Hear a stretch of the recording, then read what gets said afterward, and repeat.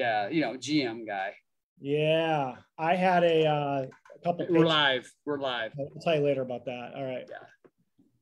So welcome, peak performers. I have Dr. Matthew McNamee with me today, as always. Hi, Dr. Matt. How are you today? Doing well, Steve. How are you? Good. And you're smiling. We got you smiling. That's great. So get these clinical guys to smile and loosen up sometimes. Not easy. But anyway, hey, let's get serious here. We're talking about sleep and its role with generalized fatigue. And Matt, you get people coming to you often with fatigue and they don't know why. And we just want to kind of talk about this issue today. So the first question I have for you is, what is generalized fatigue and how is it different than when a person just gets tired after a couple of days, tough days? Yeah, great question. It's, part of what you said was, tired after a couple of days, let's say if they were, working hard or they traveled, or for whatever reasons they, their like I said, workload, sleep was changed or whatever, they had additional stressful days and then they're dragging for a couple of days. That's probably a little bit more of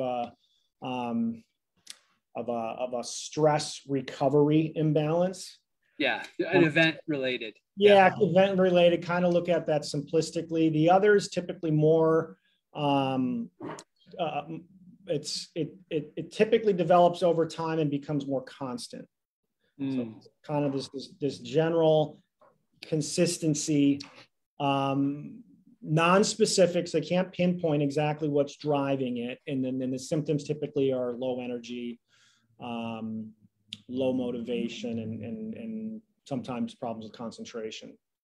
Yeah, and you just described who I was in 2017. I would wake up every day like I didn't sleep at all, no ability to concentrate, and my motivation was shot. And obviously through testing, you learned that I had other issues of what were driving my motivation shortfalls. But so Matt, what would you say are the drivers of fatigue? It's not just sleep issues, right? It's more than that. Right. Talking about, I guess, real quick, just the sleep lifestyle components. If it's not sleep, if it's not diet related, if it's not stress induced, if it's not, lack of physical activity, we're looking more at, sometimes people have, anemia where their blood isn't supplying enough oxygen to the cells. Sometimes we see micronutrient deficiencies. And then the cells essentially can't produce as much energy. Yeah. What I see pretty relatively common are hormone or imbalances, I should say. Yep. Sometimes you see problems with thyroid hormone or some of the other hormones.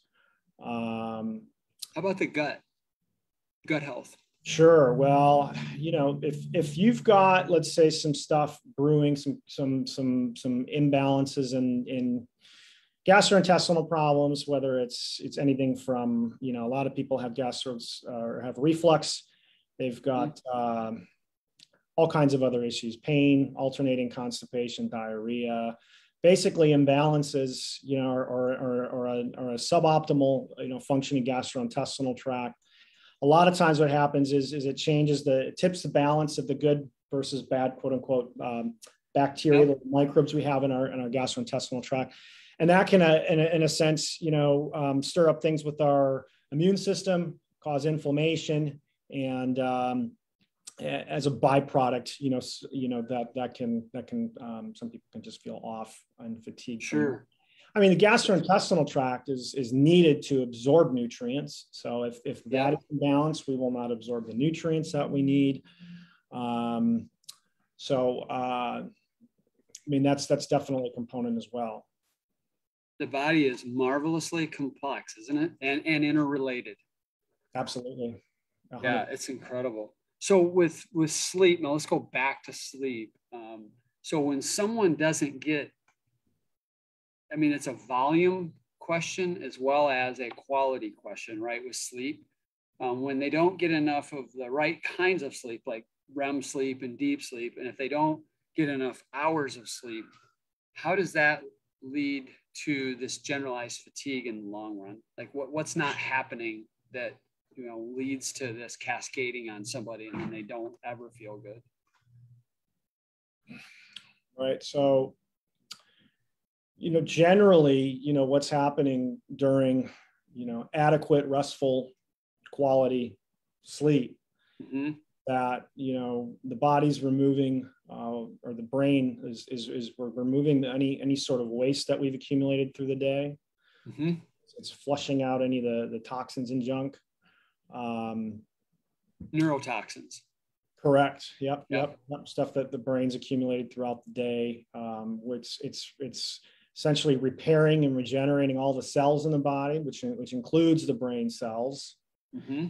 And then we have more of an ability to produce energy within our cells, which is we call ATP. So that's our main energy source. So we build up those stores when we're sleeping, and then if we have people that are popping in and out of the phases and not getting adequate sleep at night due to maybe sleep apnea, that's causing them not to get into some of those deeper stages of sleep, or other reasons why they're not getting in, or inadequate duration of sleep can affect those kind of basic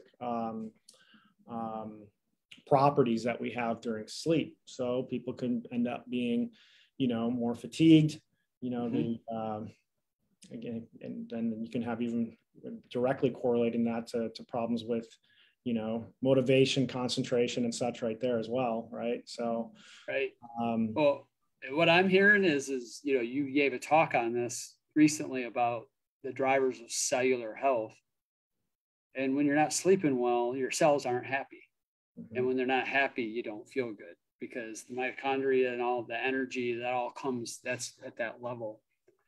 So basically, what I'm hearing though is that it comes back to a theme that we talk about all the time. This is a very complex issue. Generalized fatigue is not something to trifle with, because it's a canary in the coal mine, right? Your body is telling you there's something wrong. Is that correct? There's absolutely there's 100%. We know that there's an imbalance and the body's not functioning at an optimal level. I didn't mention any of the outside of maybe sleep apnea or anemia. I mean, there's all kinds of other chronic health conditions that can cause fatigue. Sure.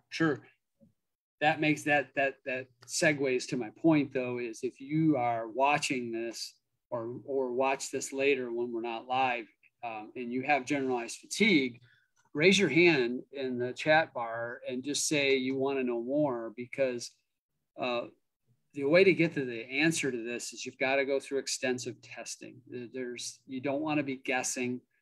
Dr. McNamee talks all the time that the only way you can know is you got to test. And then what Dr. Matt does, he creates a mosaic of information from all these different sources, whether it be your gut, whether it be micronutrients, hormones, looking at your brain, looking at your blood, wherever it is, it's all synthesized, and he's able to locate and basically reverse engineer your problem and then rebuild you. And so if that's of interest, I encourage you to let us know that you want to know more. And then we will engage with you in a direct message chat and see if you want to have a call. So thanks a lot, Dr. Matt. You got it. Thank you, Steve.